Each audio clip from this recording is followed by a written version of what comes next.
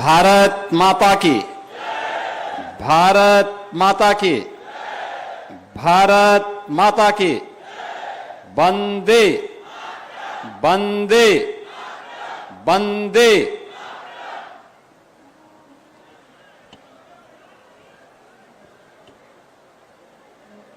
कबीर धाम आश्रम में पूज्य संतों के स्मृति प्रकटोत्सव मेला, जिनका सानिध्य आप सभी श्रद्धालु जनों को प्राप्त हो रहा है, ऐजे पूज्य संत शेषंग देव जी महाराज, उत्तर प्रदेश सरकार में मंत्रिमंडल के मेरे सहयोगी, प्रदेश सरकार में सूक्ष्म लघु मध्यम उद्यम खादी और ग्रामोद्योग विभाग के मंत्री श्री राकेश सचान जी, प्रभारी मंत्री लखीमपुर खीरी श्री नितिन अग्रवाल जी, श्रम और सेवा योजन के राज्य मंत्री श्री मनोलाल कोरी जी, माननीय विधायक गोला गोकर्णनाथ श्री अमन गिरी जी, माननीय विधायक श्री रोमी साहनी जी, माननीय विधायक श्री लोकेंद्र प्रताप सिंह जी, माननीय विधायक शशांक वर्मा जी, माननीय विधायक योगेश वर्मा जी, माननीय विधायक श्री विनोद शंकर अवस्थी जी, माननीय विधायक श्रीमती मंजू त्यागी जी, माननीय विधायक श्री सौरभ सिंह सोनू जी, आज के इस कार्यक्रम में उपस्थित पीलीभीत से बरखेड़ा से माननीय विधायक महामंडेश्वर स्वामी प्रवक्तानंद जी, बाबूलाल पासवान जी, भारतीय जनता पार्टी के क्षेत्रीय अध्यक्ष श्री कमलेश मिश्र जी, जिलाध्यक्ष सुनील सिंह जी, जिला पंचायत अध्यक्ष श्री नरेंद्र सिंह जी, कबीर धाम आश्रम से जुड़े हुए सभी सम्मान्य संतजन, श्रद्धालु जन और उपस्थित बहनों और भाइयों, आज ये मेरा सौभाग्य है कि मुझे कबीर धाम आश्रम लखीमपुर खीरी के इस स्मृति प्रकटोत्सव समारोह में आप सबका दर्शन करने का अवसर प्राप्त हो रहा है।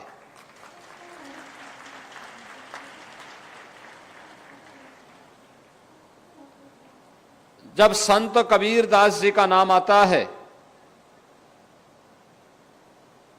तो हम सबको मध्यकालीन एक ऐसे संत का स्मरण सहसा ही हर भारतीय के मन में उमड़ पड़ता है, जिस संत ने अपनी वैवाकी के कारण निर्गुण भक्ति की एक ऐसी धारा अपने दोहों, अपनी साखी, अपनी शब्दियों के माध्यम से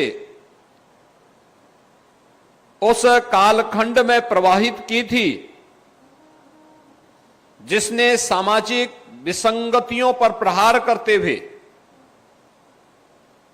आत्मा और परमात्मा के बारे में आम जनमानस को स्थानीय भाषा में समझाने के लिए बड़ी सहजता और सरलता से उन्होंने अपनी साखी, शब्दी और दोहों के माध्यम से समझाने का काम किया था। ऐसी भारत की भक्ति की निर्गुण परंपरा से जुड़े हुए संत कबीरदास जी महाराज की परंपरा में आज से कुछ दशक पूर्व इस लखीमपुर खीरी में जिन पूज्य संतों ने इस आश्रम की स्थापना की थी, आज उनकी स्मृति प्रकटोत्सव समारोह को पूज्य संत असंग देव जी महाराज के द्वारा जिस प्रभावी ढंग से आगे बढ़ाने का काम हो रहा है, इस अवसर पर मैं उन पूज्य संतों श्री क्षमा देव जी महाराज, पूज्य संत गुरुमन देव जी महाराज और इस परंपरा से जुड़े हुए उन सभी पूज्य संतों की जिनकी स्मृति के लिए प्रकटोत्सव आज यहां पर आयोजित हो रहा है, जिन्होंने कबीरदास जी की वाणी को अपने व्यवहारिक जीवन में उतार करके उसके अनुरूप जीवन जिया था, उन सब की स्मृतियों को नमन करते हुए मैं विनम्र श्रद्धांजलि अर्पित करता हूं और इस आयोजन के लिए श्री असंग देव जी महाराज को और उनके सभी अनुयायियों को हृदय से धन्यवाद भी देता हूं। बहनों और भाइयों, गुरु का जीवन में क्या महत्व है, यह भी कबीरदास जी महाराज जी हमें बताते हैं कि गुरु गोविंद दो खड़े काखे लागू पाए, यानी गुरु और गोविंद दोनों एक साथ खड़े हैं तो पहले किसको प्रणाम करना है? वो कहते हैं पहले हम उस सदगुरु को प्रणाम करें जो हमें इस समाज में ज्ञान उपलब्ध कराता, अच्छे और बुरा की बुराई के बारे में, सत्य और असत्य के बारे में, धर्म के वास्तविक मर्म के बारे में बता रहा है। पहले हम उस गुरु को प्रणाम करें, क्योंकि वही गुरु हमें परमात्मा तक पहुंचने का मार्ग भी हमारा प्रशस्त करेगा। यह भी संत कबीर जैसे ब्रह्मज्ञानी संतों के द्वारा जब अपनी वाणी के माध्यम से समाज को बताया जाता है, समाज की उस समय की विसंगतियों के खिलाफ भी किस प्रकार का प्रहार उन्होंने किया था, खासतौर पर आज के समाज के लिए अत्यंत प्रासंगिक है, जिसमें लोगों के मन में अधिक से अधिक संपत्ति बनाने की घोड़ सी लगी है, अधिक से अधिक संपत्ति हड़पने और बनाने की, जायज और नाजायज दोनों तरीके से। उनके बारे में भी कबीरदास जी ने जो बातें कही कि साई इतना दीजिए जामे कुटुंब समाए, मैं भी भूखा ना रहूं साधु न भूखा जाए, यह आज भी हमारे लिए उतना ही प्रासंगिक है जो मध्यकाल में प्रासंगिक था। यानी हमें परमात्मा उतना दीजिए जिससे मैं भी भूखा न रहूं और मेरे यहां कोई संत आ जाए, कोई सज्जन आ जाए, कोई जरूरतमंद आ जाए, वह भी भूखा न जाए, इतनी मेरी सामर्थ्य हो। यही प्रार्थना वह ईश्वर से करते हैं और ईश्वर से करते करते उन्होंने अपना पूरा जीवन, याद करिए ब्रह्मज्ञानी संत, लेकिन उन्होंने कभी अपना काम नहीं छोड़ा। जो उनकी वृत्ति थी उस वृत्ति से, क्योंकि कर्म को ही उन्होंने जीवन का सब कुछ माना। भारत के संतों की परंपरा ने हमें कर्म से विरत रहने के लिए कभी नहीं कहा। संत तुलसीदास जी भी इसी बात को कहते हैं, कर्म प्रधान विश्व को राखा, जो जस कर रहे सो तस फल चाखा। यानी कर्म ही जीवन का सब कुछ है। अच्छा कर्म करेंगे तो पुण्य प्राप्त होगा, बुरा कर्म करेंगे तो उस पाप के भागीदार बनने से आपको कोई रोक नहीं सकता। उस पाप का भागीदार तो बनना ही बनना पड़ेगा। यह भी भारत के ही संतों का उपदेश हम सब के लिए है। यह एक प्रेरणा है। और काशी की धरती पर जन्म लेकर के संत कबीरदास जी अपने अंतिम समय में वह मगहर आ गए थे। मगहर के बारे में मान्यता थी, गोरखपुर से सटे हुए जो आज संत कबीर नगर जनपद है, उस जनपद के मगहर के बारे में यह मान्यता थी कि वहां पर कोई मरता है तो सो नरक मिलता है। तो कबीरदास जी ने कहा कि मैं वही मगहर जाऊंगा। और वे मगहर गए। उन्होंने उस पाखंड पर प्रहार किया जो स्वर्ग और नरक के बारे में एक मान्यता थी, लोगों की एक भावना थी कि काशी में स्वर्ग मिलेगा और मगहर में नरक मिलेगा। उन्होंने कहा मैं उसी नरक में जाऊंगा। आज आप जाइए, मगहर में पूरा अमन चैन है, खुशहाली है। संत कबीरदास जी की समाधि स्थली भी है। और वहां पर डबल इंजन की सरकार ने, भारतीय जनता पार्टी की डबल इंजन सरकार ने आज कबीर पीठ की स्थापना और शोध केंद्र बना करके बहुत भव्य कार्यक्रम भी आयोजित किया। स्वयं प्रधानमंत्री मोदी जी ने उसका शिलान्यास किया और पूर्व राष्ट्रपति माननीय श्री रामनाथ कोविंद जी उस कार्यक्रम में हम लोगों ने आमंत्रित किया था। उनके हाथों से उसका लोकार्पण का कार्यक्रम भी वहां पर संपन्न हुआ। यानी हम कर्मों को प्रधानता न देकर के केवल उन मान्यताओं पर विश्वास जब कर लेते हैं,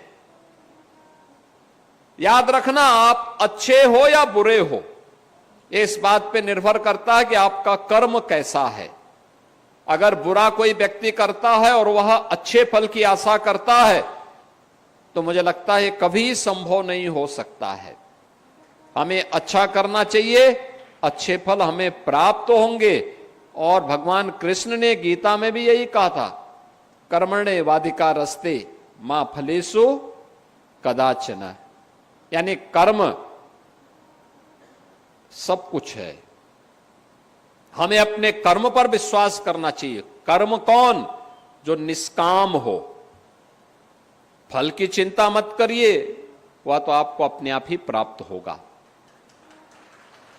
आप बताइए ना, अगर आप बबूल का पेड़ लगाएंगे और उम्मीद करेंगे कि उसमें आम आएंगे, तो क्या आम आ जाएंगे? नहीं आएगा। इसके लिए आम का ही पौधा लगाना पड़ेगा, मेहनत करनी पड़ेगी, तब 5 साल 7 साल के बाद आपको आम खाने के लिए प्राप्त होगा। और एक लंबे समय तक आपको इसका आनंद प्राप्त होगा। बाग लगाएंगे, लोगों को भी खिलाएंगे और व्यवसाय भी कर सकते हैं। बहुत कुछ हो सकता है। ये कर्म पर निर्भर करता है, जैसा करेंगे वैसा फल प्राप्त करेंगे। और यही हमारे इन पूज्य संतों की वाणी रही है। काशी की धरती ऐसे पूज्य संतों के ज्ञान से हमेशा ही समाज का एक मार्गदर्शक रही है।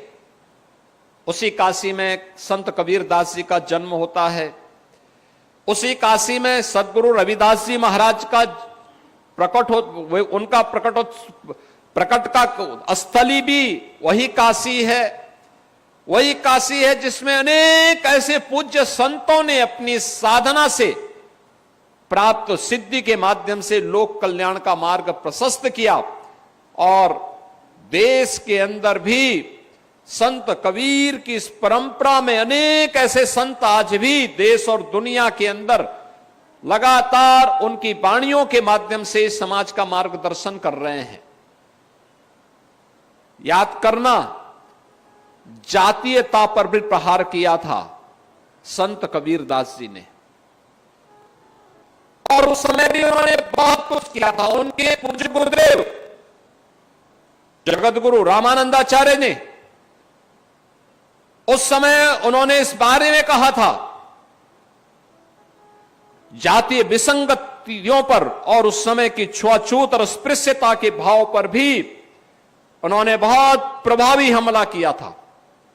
उन्होंने उस समय कहा था कि जाति पाति पूछे नहीं कोई, हरि को भजे सो हरि का होई। यानी जो ये जाति पाति का बंधन जब तक टूटेगा नहीं, ये देश की गुलामी का कारण था।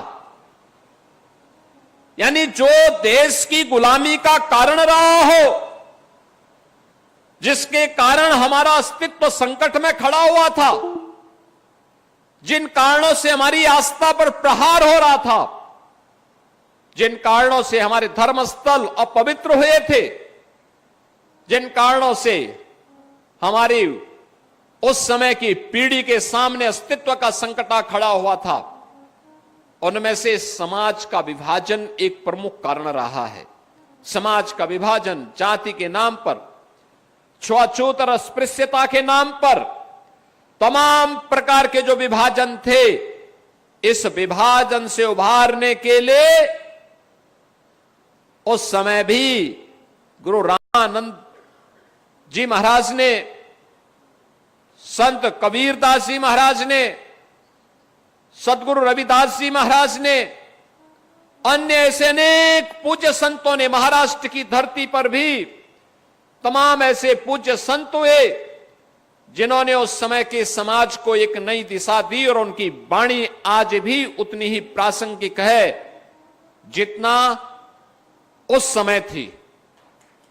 उनकी प्रासंगिकता एक शाश्वत भाव के आधार पर है, और शाश्वत भाव हर देश, हर काल, हर परिस्थिति में समान रूप से लागू होती है। बहनों और भाइयों, आज जब हम यहां पर कबीर धाम आश्रम से के संस्थापक पूज्य संतों की स्मृति प्रकटोत्सव कार्यक्रम के साथ जुड़े हुए हैं, उन स्थितियों में हम सबका दायित्व बनता है। आज हमारा भारत विकास की जिन नई बुलंदियों को छूता हुआ दिखाई दे रहा है, एक नया भारत है। एक नया भारत जो अपनी विरासत पर भी गौरव की अनुभूति करता है, और जो विकास के नित नए प्रतिमान को स्थापित करते हुए लगातार दुनिया के अंदर एक ताकत के रूप में अपने आप को स्थापित कर रहा है। आप अनुमान करिए ना, आज से 10 वर्ष पहले, 8 वर्ष पहले कोई कल्पना करता था कि अयोध्या धाम में श्री राम जन्मभूमि पर भगवान राम का मंदिर बन पाएगा? जब राम भक्त इसके लिए आवाज उठाते थे तो लोग बोलते थे कि सपना सपना ही बना रहेगा। राम भक्त कहता था कि नहीं, हमें कितना भी संघर्ष करना पड़ेगा, हम करेंगे। 500 वर्षों से संघर्ष है, आगे भी संघर्ष करेंगे, लेकिन हम अपने मुद्दे से भटकेंगे नहीं। याद करिए, जब एकजुटता होती है ना, असंभव भी संभव हो जाता है। आज आप अयोध्या धाम में जाएंगे, भगवान राम का भव्य मंदिर का निर्माण हो चुका है। जो अयोध्या वीरान थी, आज फिर से वहां रौनक आ गई है।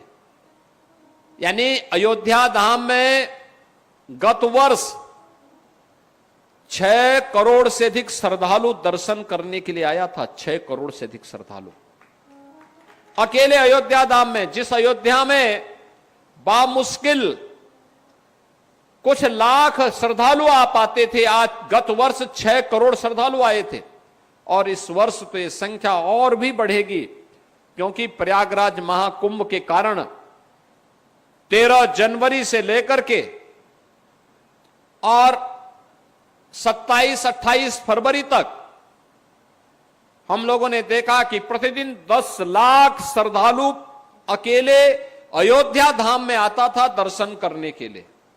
बहनों और भाइयों, ये बातें इस बात को दिखाती हैं कि हम जब भी प्रयास करेंगे उसके परिणाम आएंगे। यानी कोई भी व्यक्ति जो इन धार्मिक स्थलों में जा रहा है, श्रद्धा भाव के साथ जा रहा है, निष्काम भाव के साथ जा रहा है, वह सही मार्ग पर ही जाएगा, सही दिशा में ही जाएगा, भटकेगा नहीं। किसी विदेशी ताकत के द्वारा उसको खरीद फरोख्त नहीं किया जा सकता। उसको समाज की मुख्य धारा से कोई भटका नहीं सकता है।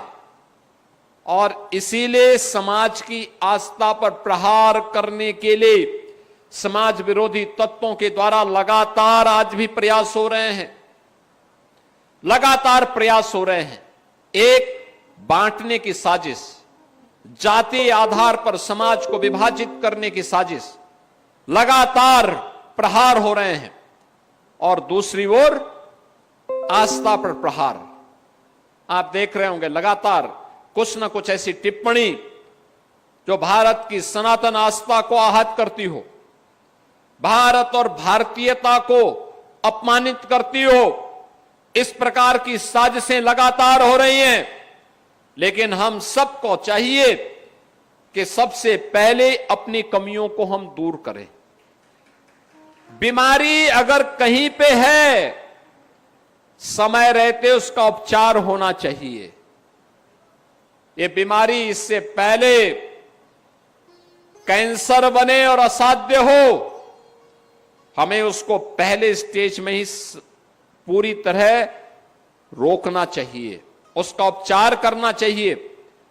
और अगर हमने समय रहते उपचार कर लिया तो वही बाद में बड़ा घाव बनने या कैंसर बनने से हम उसको रोक सकते हैं। जो विसंगतियां हैं लंबे समय तक, लाखों वर्षों का जिस समाज का इतिहास रहा हो, स्वाभाविक रूप से उसके साथ समय के अनुरूप बहुत सारी अच्छाई के साथ साथ कुछ बुराइयां भी आ गई होंगी। उन बुराइयों को हमें समय समय पर संतों की वाणी के माध्यम से, परिमार्जन का मार्ग भी हमें उसके माध्यम से निकालना है, उसका समाधान का रास्ता निकालना है और उस मार्ग का अनुसरण करना है जो हमें सन्मार्ग पर चल करके लोक कल्याण के लिए और अंततः राष्ट्र कल्याण के लिए समर्पित कर सके। अभी यहां पे असंग देव जी महाराज जब बोल रहे थे तो उन्होंने कुछ बातें कही, गो सेवा की बात भी की, अपने माता पिता की सेवा की बात भी की, समाज के प्रति समर्पित भाव के साथ कैसे कार्य करना है इसके बारे में भी वो कह रहे थे। और अंततः सभी समस्याओं का समाधान एक ही है कि हम सब अपने आप को अपने राष्ट्र के प्रति समर्पित कर दें। राष्ट्र भक्ति के प्रति समर्पण का भाव सभी मनोकामनाओं की पूर्ति का एक माध्यम है। और यही तो भारतीय मनीषा ने कहा था, माता भूमि पुत्रोहम पृथिव्या। ये धरती हमारी माता है, ये केवल राष्ट्र एक टुकड़ा नहीं है, ये जमीन का एक टुकड़ा नहीं है, ये हमारे लिए मातृभूमि है, ये हमारी पितृभूमि है, ये हमारी पुण्य भूमि भी है। और मातृभूमि के प्रति, अपनी धरती माता के प्रति यह भाव हर भारतीय के मन में होना चाहिए। जैसे कोई भी भारतीय यह स्वीकार नहीं कर सकता कि उसकी मां को कोई गाली दे, कोई भी भारतीय इस प्रकार की बातें स्वीकार नहीं कर सकता है कि उसकी पितृ परंपरा को कोई अपमानित करे। कोई भी भारतीय यह स्वीकार नहीं कर सकता है कि उसकी आस्था के केंद्रों को कोई अपमानित करने का दुस्साहस करे। जब स्वीकार नहीं कर सकता तो स्वाभाविक रूप से उसके मन में यह भाव भी आना चाहिए कि धरती हमारी माता है, इस धरती के प्रति हमारे कुछ कर्तव्य भी है। जैसे मां बच्चे का देखभाल करती है, ऐसे धरती माता भी तो उसी प्रकार का भाव से हम सबको पलने, पोसने, आगे बढ़ने, जीवन का गुजर बसर करने, आजीविका का साधन उपलब्ध करवाने और हर प्रकार की समृद्धि का मार्ग भी तो यही धरती माता हमें देती है। और उन सभी मनोकामनाओं की पूर्ति का माध्यम भी ये धरती माता ही जब बनेगी तो हमारा सब कुछ समर्पण होना चाहिए अपने राष्ट्र के प्रति। जिन कारणों से राष्ट्र की एकता और अखंडता कमजोर होती हो, जिन कारणों से हमारा देश कमजोर होता हो, उन कारणों से अपने आप को दूरी करना, उन कमियों को दूर करना, उन कमियों को समय रहते हुए समाधान निकाल देना अगर हम करते हैं तो जिस देश की आजादी के लिए हजारों नौजवानों ने अपना बलिदान दिया, जिस देश की सुरक्षा के लिए आज भी हमारे लाखों सैनिक सीमाओं की सुरक्षा के लिए दिन रात की परवाह के बगैर, सर्दी गर्मी बरसात की परवाह के बगैर भारत की सीमाओं पर डटे हुए हैं, सम और विषम परिस्थितियों का सामना करते हुए भी जहां पर टेम्परेचर -40 डिग्री तक नीचे गिर जाता है या रेगिस्तान में मई और जून में टेम्परेचर 50 डिग्री से ऊपर चढ़ जाता है, वहां पर भी सम और विषम परिस्थितियों का सामना करते हुए भारत का सैनिक जब भारत की सुरक्षा के लिए लग करके कार्य करता है तब हम चैन की नींद सोते हैं, तब हर भारतीय अपने आप को सुरक्षित महसूस करता है। और ये लंबे समय से लगातार ये चला आ रहा है। क्या उस देश के प्रति हम अपने कर्तव्यों का एहसास अपनी वर्तमान पीढ़ी को या हर भारतीय के मन में करा पाएंगे? अगर ये भाव हमारे मन में आता है, कोई कारण नहीं कि भारत दुनिया की एक ताकत बन करके न उभरे।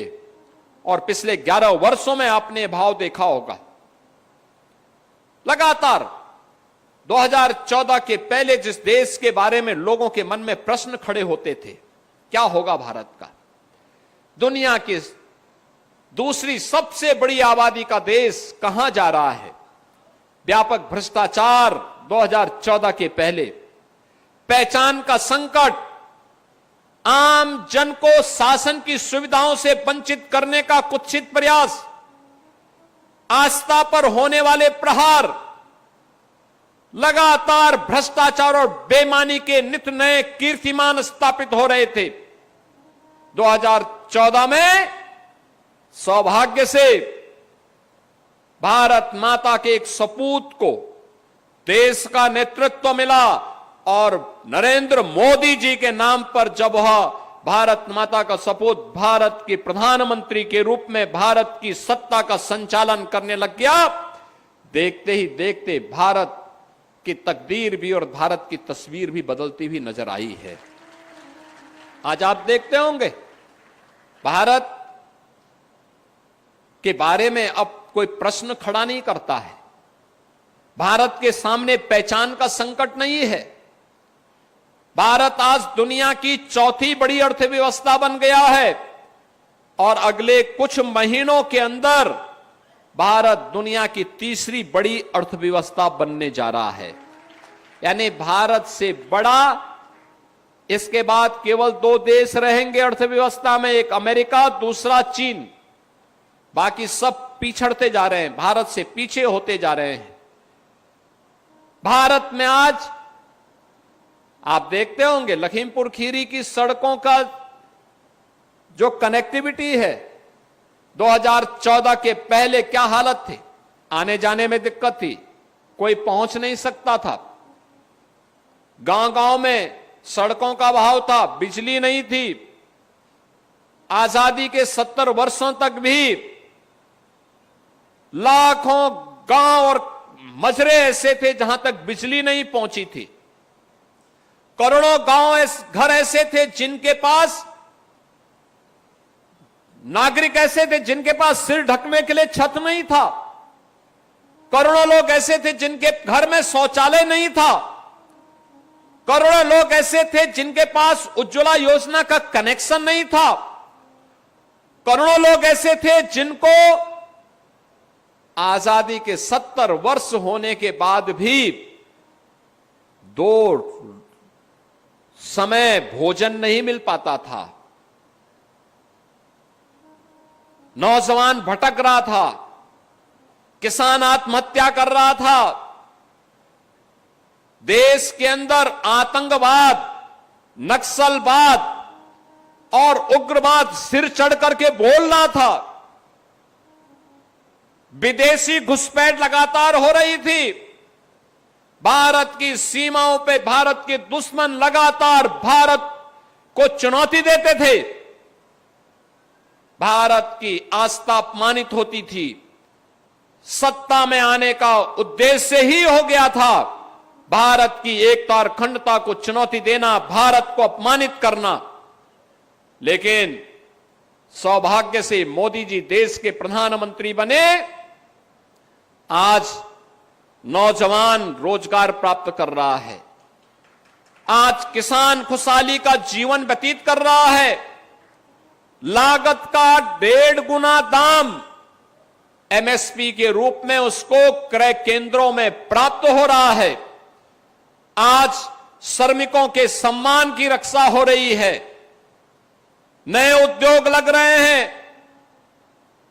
विकास के नित नए प्रतिमान स्थापित हो रहे हैं। अच्छी सड़कें, सिंगल लेन, डबल लेन, 4 लेन, 6 लेन, 12 लेन की, मेट्रो के नए नए पब्लिक ट्रांसपोर्ट सिस्टम की नई नई सुविधाएं विकसित हो रही हैं, रोपवे की सुविधाएं विकसित हो रही हैं। लोगों को प्राकृतिक आपदा से बचाने के लिए नए प्रयास हो रहे हैं। और भारत की आस्था का सम्मान कैसे होना है? काशी में काशी विश्वनाथ धाम, अयोध्या में श्री राम जन्मभूमि में भगवान श्री राम की जन्मभूमि के साथ साथ पूरी अयोध्या को वैश्विक नगरी के रूप में स्थापित करने का कार्य। और आपके लखीमपुर खीरी में भी तो गोला गोकर्ण नाथ के धाम को विकसित करने के बड़े कार्यक्रम को आगे बढ़ाया गया है। ये नया भारत है, विरासत को भी और विकास में भी बेहतर समन्वय करता है। भारत की आस्था के साथ खिलवाड़ स्वीकार नहीं करता है, गरीबों को उनका हक प्रदान करता है। याद करिए, जो कार्य देश की आजादी के तत्काल बाद होना चाहिए था वह कार्य उस समय नहीं हुआ। जो कार्य 1947 से लेकर के 1960 के बीच में होना चाहिए था कि हर गरीब की सिर को ढकने के लिए एक छत मिले, नहीं दिया। मोदी जी आए, 4 करोड़ गरीबों को उन्होंने प्रधानमंत्री आवास योजना का लाभ प्रदान किया। जिन गरीबों के घर में शौचालय बनना चाहिए था, ये शौचालय बीमारी से मुक्ति का भी और नारी गरिमा के प्रतीक भी थे। उन गरीबों के घर में शौचालय नहीं बने। मोदी जी आए, उन्होंने 12 करोड़ गरीबों के घर में एक एक शौचालय बनाया। आज नारी गरिमा की भी रक्षा हो रही है और बीमारी से भी मुक्ति हो रही है। यानी जगह जगह शौच करने से जो गंदगी होती थी, उससे जो बीमारियां पैदा होती थी, इंसेफ्लाइटिस एक बीमारी थी जिसमें लखीमपुर खीरी भी जनपद था, जहां पर सैकड़ों बच्चे इस बीमारी की चपेट में आते थे। और यही सीजन हुआ करता था जब ये मौतें होती थी। आज बीमारी पर पूरी तरह नियंत्रण, क्योंकि हर घर में शौचालय बन गया है, नारी गरिमा की भी रक्षा हुई है और बीमारी से भी मुक्ति मिली है।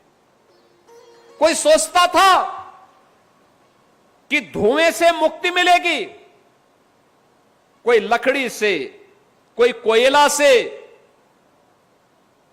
कोई गोबर के गोईठे से भोजन बनाने के लिए मजबूर होता था।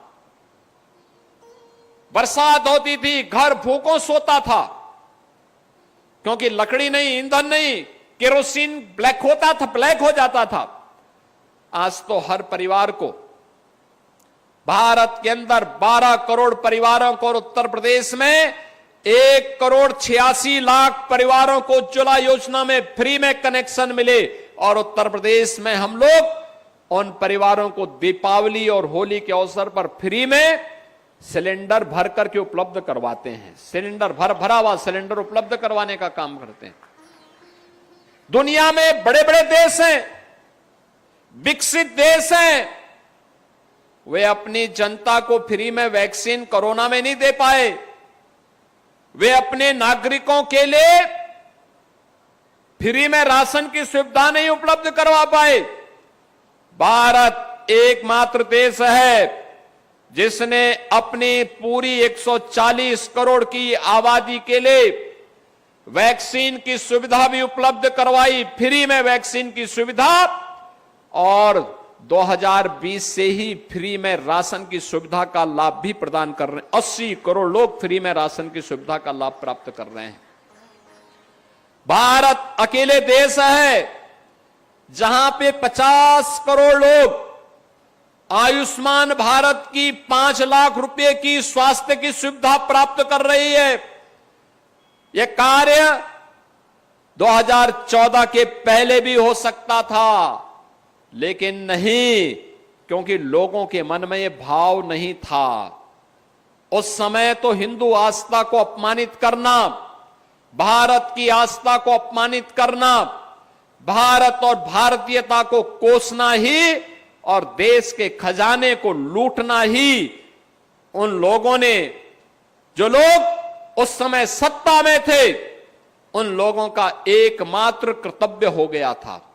मोदी जी आए, भारत में समृद्धि भी आई, गरीब कल्याणकारी योजनाओं के माध्यम से हर गरीब के लिए, हर गांव के लिए, हर किसान के लिए, हर नौजवान के लिए, हर महिला के लिए योजनाओं का अंबार भी आया।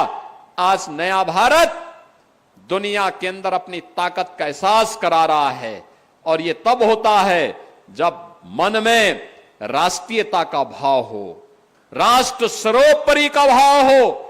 यह तभी होता है, और यही तो प्रेरणा है हमारे पूज्य संतों की। भारत की ऋषि परंपरा की यही प्रेरणा है। माता भूमि पुत्रो हम पृथिव्या, ये धरती हमारी माता है, हम सब इसके पुत्र हैं। यही भाव जब हर व्यक्ति के मन में आता है, तब यह परिणाम सामने आता है। नहीं तो इससे पहले लोग कहते थे कि राम तो हुए ही नहीं, कृष्ण हुए ही नहीं। अयोध्या के बारे में, अयोध्या धाम के बारे में किस किस प्रकार की टिप्पणी होती थी। आप याद करिए, आज हमारी सरकार है, उत्तर प्रदेश में डबल इंजन की सरकार है।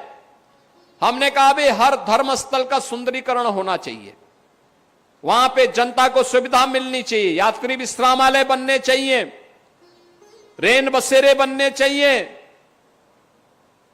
और हर प्रमुख स्थलों का हम पुनरुद्धार और सुंदरीकरण के बड़े कार्यक्रम को पर्यटन और संस्कृति विभाग के माध्यम से आगे बढ़ाने का काम कर रहे हैं। क्या काशी, क्या अयोध्या, क्या कुशीनगर, क्या नैमिषारण्य, क्या सुखतीर्थ, क्या मथुरा, वृंदावन, बरसाना, गोकुल, बलदेव, गोवर्धन, इन सभी स्थलों के साथ साथ हम लोगों ने हर एक उस स्थल के लिए जहां पे आम जनमानस की आस्था है, वहां पर धनराशि उपलब्ध करवाने का काम किया है। हम लोग बाराबंकी में, महादेवा में भी कार्य कर रहे हैं। लेकिन इससे पहले पैसा कहां जाता था? कब्रिस्तान की बाउंड्री में जाता था। आप सोचो ना, मैं जब यहां पर आया तो मैंने इस गांव के बारे में पूछा, मुझे बताया गया गांव का नाम है मुस्तफाबाद।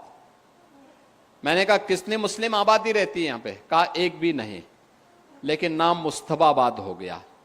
हमने कहा भाई अब ये नाम बदलना चाहिए, मुस्तफाबाद ने कबीर धाम इसका नाम रख दो। हम प्रस्ताव मंगाएंगे, यहां से प्रस्ताव मंगा करके इस कार्यक्रम को आगे बढ़ा देंगे। बहनों और भाइयों, यही है आत्मीयता का भाव। उन लोगों ने अयोध्या को फैजाबाद किया था, प्रयागराज को इलाहाबाद किया था, कबीर धाम को मुस्तफाबाद किया था। और ये हमारी सरकार है, फैजाबाद को अयोध्या बना रही है, इलाहाबाद को प्रयागराज बना रही है और मुस्तफाबाद को फिर से कबीर धाम स्थल बना करके उस गौरव की पुनर्स्थापना के कार्यक्रम के साथ आपको जोड़ रही है। आप सोचो, आपकी पहचान को समाप्त कर दिया जाए, आपके सामने अस्तित्व का संकट खड़ा हो जाएगा। ये जो पहचान थी, यह भी अस्तित्व के से जूझते हुए समाज के लिए उसी प्रकार के षड्यंत्र का हिस्सा था। और खासतौर पर इस सीमावर्ती क्षेत्र में तो और भी यह महत्वपूर्ण पड़ता है। लखीमपुर खीरी केवल एक जनपद नहीं, क्षेत्रफल के हिसाब से देखेंगे तो प्रदेश के सबसे बड़े जनपदों में लखीमपुर खीरी की गिनती होती है। सीमावर्ती जनपद भी है और तब भी इस प्रकार की शरारत करने से लोग बाज नहीं आए। यानी यहां पर भी नाम में भी सेकुलर, ये सेकुलर नहीं, ये पाखंड है और इस पाखंड से मुक्ति आज के समय में आवश्यक है और उसी का आह्वान करने के लिए आज हम सब आपके पास आए हैं, आपसे कहने के लिए। मुझे अच्छा लगा बहुत सारी चीजों को लेकर के अपनी गुरु परंपरा और संत कबीर दास जी की वाणी को सामने रख करके, पूज्य संतों की वाणी को सामने रख करके, पूज्य संत असंग देव जी महाराज लगातार जन चेतना का संचार करने के लिए इस लखीमपुर खीरी के माध्यम से और कबीर आश्रम से जुड़े हुए सभी मठ और मंदिरों के माध्यम से इस भाव का संचार कर रहे हैं। और मैं अक्सर देखता था, जब भी मैं लखीमपुर खीरी आया हूं, मैं लगातार इस बात को देखता था कि उनके सभी संतों के मन में एक जज्बा है, देश के लिए कुछ करने की एक तमन्ना है, देश के लिए राष्ट्रीयता के उस भाव के साथ जुड़ने का एक अंतःकरण से उनके मन में एक नई तमन्ना देखने को मिली। मैं अक्सर देखता था, मुझे गोला कई बार आने का अवसर प्राप्त हुआ, लखीमपुर खीरी में बहुत बार आने का अवसर प्राप्त हुआ। बाढ़ की समस्या से जूझ रहे लखीमपुर खीरी में आपने देखा होगा, अच्छी सरकार होती है कैसे समाधान होता है। इस बार शारदा नदी में हम लोगों ने बाढ़ नहीं आने दी, बरसात पिछली बार से ज्यादा हुई। रोमी साहनी जी उस समय बहुत चिंतित थे, कहते थे क्या होगा। हमने कहा ऐसी व्यवस्था करवा देंगे कि बाढ़ भूल जाएगी आना आपके जनपद में। और बहनों और भाइयों, आपने देखा होगा हमने पूरी नदी को चैनलाइज किया, वहां पे चैनल बनाया। इंजीनियर सुनने को तैयार नहीं हो रहे थे, कह रहे साहब नहीं जमीन लेंगे। हमने कहा एक गरीब की जमीन ले लेंगे तो बाढ़ से बचाने का क्या काम आप कर पाएंगे। अरे जब उसकी जमीन ही चली जाएगी, एक गरीब के लिए तो जमीन ही सब कुछ है। हमने कहा जमीन किसी किसान की नहीं लेंगे, किसान को उसकी खेती बाड़ी करने के लिए जमीन देंगे, लेकिन बाढ़ की समस्या का भी समाधान निकालेंगे। और वह निकालेंगे नदी को ड्रेजिंग करके और चैनलाइज करके। आपने देखा होगा हमने ड्रेजर मंगवाई प्रयागराज से, मैं स्वयं मौके पे आया था, सभी यहां के हमारे जनप्रतिनिधिगण गए और परिणाम क्या कि वहां पर शारदा नदी में पूरी मशीनरी एक साथ लगी। आप सोचो, जिस कार्य के लिए सिंचाई विभाग के बड़े बड़े इंजीनियर कहते थे कि 160 करोड़ खर्च होगा, उसको हम लोगों ने 18 से 20 करोड़ में ही पूरा करके बाढ़ की समस्या का स्थायी समाधान करवा दिया है। बहनों और भाइयों, कार्य करने की नियत होनी चाहिए, परिणाम अपने आप सामने आते हैं। और परिणाम सामने आने के लिए इन पूज्य संतों के सानिध्य में आप काम करिए। इनके द्वारा चलाया जा रहा जन जागरूकता अभियान, इनके द्वारा धर्म के प्रति आग्रही बनाने का जो कार्यक्रम किया जा रहा है, इनके द्वारा जो कार्यक्रम चलाए जा रहे हैं नशा के खिलाफ, याद करना नशा नाश का कारण है, नशा नाश का कारण है। तमाम प्रकार से प्रहार हो रहे हैं, उसमें से नशा भी एक कारण है। गौ संरक्षण के प्रति आग्रही बनना, प्रदेश सरकार ने 16 लाख भारतीय नस्ल के गोवंश के संरक्षण के कार्यक्रम को अपने हाथों में लिया है और इसमें एक निराश्रित गो आश्रय स्थल है। हम लोग हर गाय के लिए 1500 रुपया महीना दे रहे हैं। मेरा आग्रह होगा जनता जनार्दन से भी, जनप्रतिनिधियों से भी, वे उन गौशालाओं में साप्ताहिक रूप से भ्रमण करके देखें कि गाय को सही चारा दिया जा रहा है कि नहीं दिया जा रहा है। क्योंकि अगर हम केवल जाएंगे, आपको कुछ नहीं करना है, आप केवल जाएंगे, वहां सफाई ठीक है कि नहीं है, गाय को चारा ठीक दिया जा रहा है कि नहीं दिया जा रहा है, सर्दी से गर्मी से बचाव की व्यवस्था है कि नहीं है, अगर आप इतना भी देख लेंगे तो गौ माता की बड़ी कृपा आपके ऊपर बरस जाएगी, बड़ी कृपा हो जाएगी। याद रखना, हमें गौ माता को तस्करों के हाथों में जाने से बचाना है और धीरे धीरे करके हमारा प्रयास हो कि जो हमारी खेती अभी केमिकल और फर्टिलाइजर से ऊसरता की तरफ जा रही है,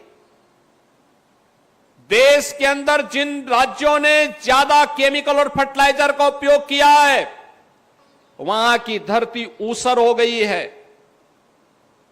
अब वहां पे अनाज पैदा होने में कठिनाई हो रही है, रेगिस्तान जैसी स्थिति पैदा हो रही है और ज्यादा केमिकल और फर्टिलाइजर का उपयोग करने का दुष्परिणाम क्या है कि वहां पे कैंसर, किडनी खराब होने की, लीवर खराब होने की बहुत बड़े पैमाने पे शिकायतें आनी शुरू हो गई। कुछ राज्यों में तो कैंसर के नाम पे ट्रेन भी चल रही है। इतना ज्यादा केमिकल और फर्टिलाइजर का उपयोग उन्होंने फसलों के लिए किया और इसीलिए आप सबसे मेरा आग्रह होगा, लखीमपुर खीरी खेती किसानी वाली भूमि है, बहुत उर्वरा भूमि है, अत्यंत उर्वरा भूमि है यहां की।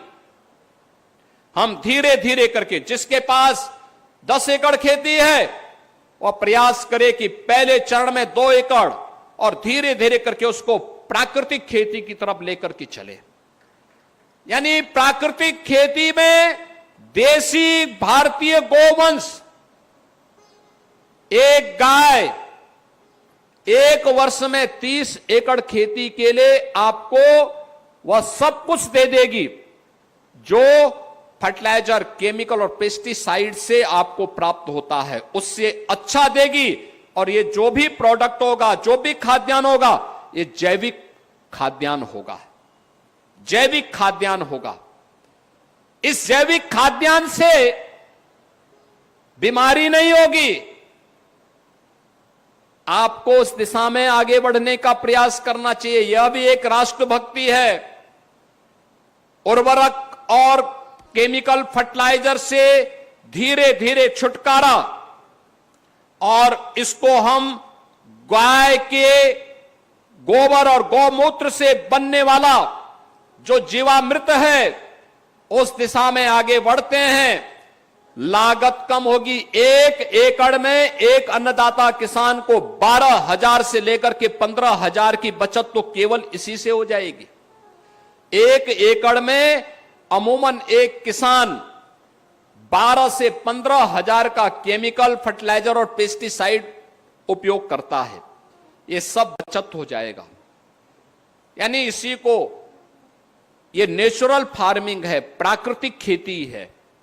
इस प्राकृतिक खेती को आप बढ़ावा देंगे तो स्वस्थ भी रहेंगे, कोई साइड इफेक्ट भी नहीं होगा, खेती की लागत भी कम होगी, उत्पादन उससे बेहतर होगा, खेती की जीवंतता भी बनी रहेगी और खेती की उर्वरता बना करके हम आने वाली पीढ़ी को भी एक उन्नत भविष्य देने में सफल हो पाएंगे।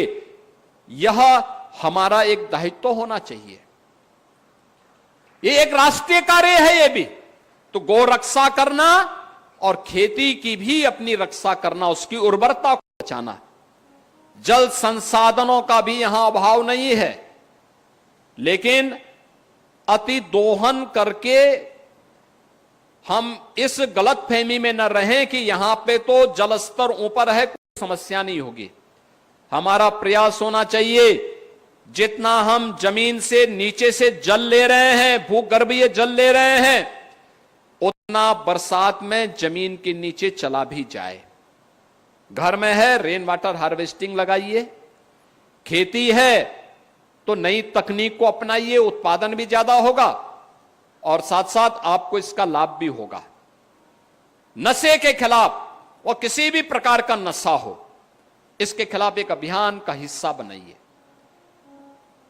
एकदम आप बनाएंगे, यद्यपि आपके प्रभारी मंत्री हमसे नाराज होंगे इस बात को लेकर के, लेकिन मुझे लगता है कि यह नशा नाश का कारण है और यह विदेशी ताकतें भी एक साजिश का हिस्सा बना करके भारत को कमजोर करने का प्रयास कर रही हैं। उसके नए नए तरीके आ रहे हैं, उन तरीकों से वर्तमान पीढ़ी को मुक्त करना।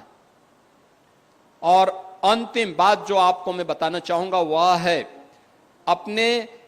आपके पास फोन है, अपने फोन का इस्तेमाल उतना ही करना जो आपकी जरूरत हो। आपकी आंख की रोशनी पर इस बहुत खराब असर डालेगी है, बहुत ज्यादा। एवरेज एक व्यक्ति अपना 4 से 6 घंटे इसमें खर्च कर रहा है, उसकी कोई आवश्यकता नहीं, कोई आवश्यकता नहीं। प्रयास करिए 12 घंटे के समय में कम से कम 2 घंटे आपका मोबाइल फोन बंद रहे। रात्रि 12 घंटे तो यानी 14 घंटे बंद रखिए, शेष 10 घंटे, और वह भी 10 घंटे जब जरूरत हो तभी इस्तेमाल करिए। किसी प्रकार की मानसिक आघात से बचेंगे और साथ साथ आंख की ज्योति भी बनी रहेगी। तो ये सभी कार्य अगर आप कर पाएंगे तो आपके लिए हितकर होगा और इन पूज्य संतों के प्रति हमारी यही श्रद्धा का भाव भी होगा। आज के इस अवसर पर यहां पर विकास संबंधी बहुत सारे प्रस्ताव हमारे पास आए हैं, इन सबको भी हम अपने पर्यटन और संस्कृति विभाग के माध्यम से आगे बढ़ाने का काम करेंगे। लखीमपुर खीरी जनपद के विकास के लिए डबल इंजन की भारतीय जनता पार्टी की सरकार पूरी प्रभावी ढंग से, पूरी प्रतिबद्धता के साथ कार्य कर रही है और कार्य करेगी। कोई सोचता था कि आपके इस जनपद में मेडिकल कॉलेज बनेगा, लेकिन आज मंजू त्यागी जी के विधानसभा क्षेत्र श्रीनगर में एक मेडिकल कॉलेज भी बन गया है। कोई सोचता था यहां पर कि 4 लेन की कनेक्टिविटी से जनपद जुड़ेगा, आज वह भी साकार हो रहा है।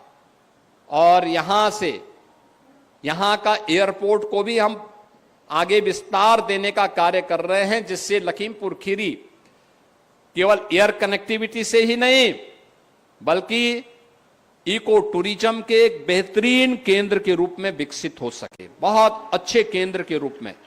याद रखना, टूरिज्म में अपार संभावनाएं हैं रोजगार की।